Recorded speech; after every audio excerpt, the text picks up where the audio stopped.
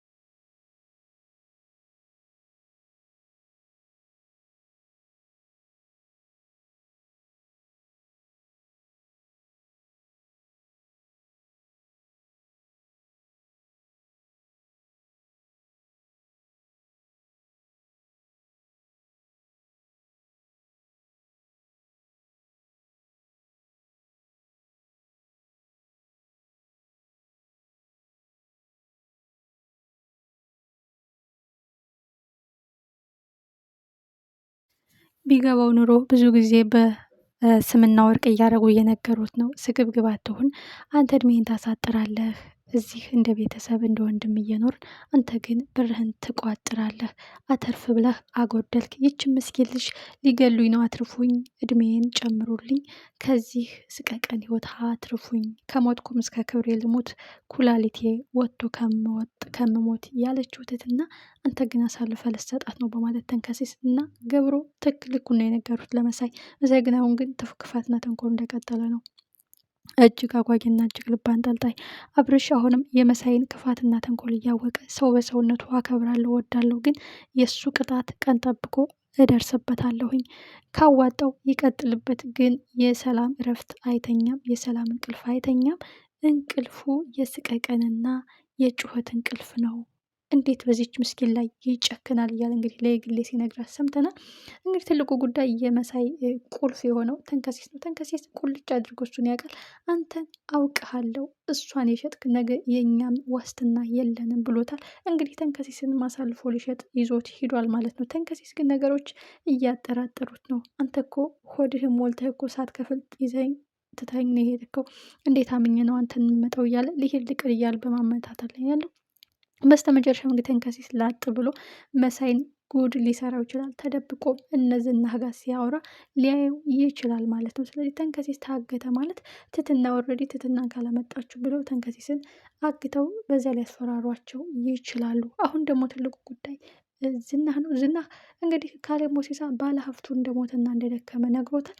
ይህም ለዚህ ኪሳራ ዋጋ ትከፍላለህ ስላሉ እንግዲህ በትትና ህይወት ዙሪያ እሷን የታደጓት እሷን የደበቋትን ሰዎች እያንዳንዱ ዋጋ ለማስከፈል እየሞከረ ነው። እንግዲህ ተንከሲስን ምን ሊያደርገው ነው የሚለው የብዙዎቻችን ግምት ነው። ምክንያቱም ተንከሲስን አግቶ ትትናን አምጡ ሊልም ይችላል። እንግዲህ ትትናን ሁለቱንም ኩላሊቶች አውጥተህ ጫካ ጣላት ብሎታል። እሷን ተበቀልልኝ፣ ምክንያቱም ዝናይና ክብሬን ነው ያሳጣችብኝ ከገንዘብ በላይ፣ ገንዘቡን ግን አንተ ትከፍላለህ ብሎ ዝናህን ዝቶበታል ካሌብ ሞሲሳ። እንግዲህ ዝና ደግሞ የድሆችና የምስኪኖች ላይ ይበረታል። አቅም የሌላቸው ሰዎች ላይ ጉልበቱን ያሳያል። ለአለቃም አለቃ አለው። ጀግና ከሆነ ከካሌብ ሞሲሳ ጋር ለምን አይጋፈጥም? እጅግ የሚያሳዝነው ነገር ይች ምስኪን ልጅ ወዴት ነው የምትሄደው? ተንከሲስ እንኳን የእውነት ጨክንሽ ልትሄጂ ነው? እባክሽን አትሄጂ እያለ እንግዲህ እንደ ወንድም በጣም ደስ የሚል የፊልሙ ድምቀት የሆነ ተንከሲስ እያየውን የራሱ ፊልሙን ያለ ሳቅ መጨረስ አልቻልኩም ማለት ነው። እና የሚገርም አስተማሪ ብዙ ትምህርት የምናገኝበት ተከታታይ ድራማ ነው። ሌላው መልካም ልብ ለሁሉ እኩል ፍቅር የሚሰጡ አብርሽ ነው።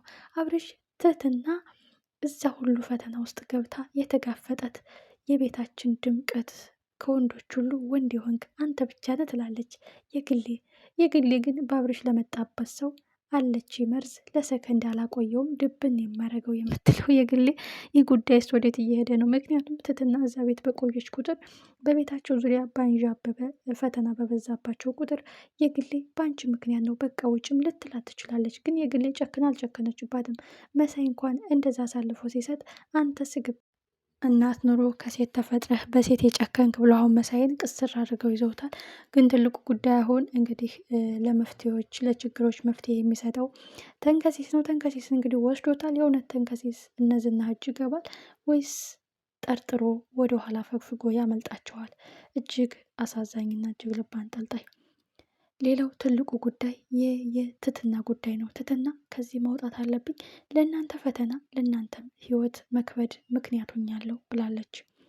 ትትና ከዚህ ቤት ሳትወጣ ተንከሲስ መታገቱ ከተሰማ ወይም ተንከሲስ አሁንም እኔ ሊሸጠኝ ነበር አምልጬ መጣሁ የሚል ኢንፎርሜሽን ከመጣ ኦልሬዲ ወደ ፖሊስ መሄድ አለብን በማለት ወደ ፖሊስ ሄደው ከነዝናህና ከነ መድብል ጋር የሚያደርጉትን ግብ ምናልባት እነ መድብልን አግኝተው እገዛቸውን ሊያገኙ ይችላሉ። ምክንያቱም ትልቁ ቁልፍ ያለው የትትና የምስክርነት ቃል ስለሆነ ትትና ሊያገኟት ይገባል እነ መድብል የሚል ግምት አለኝ።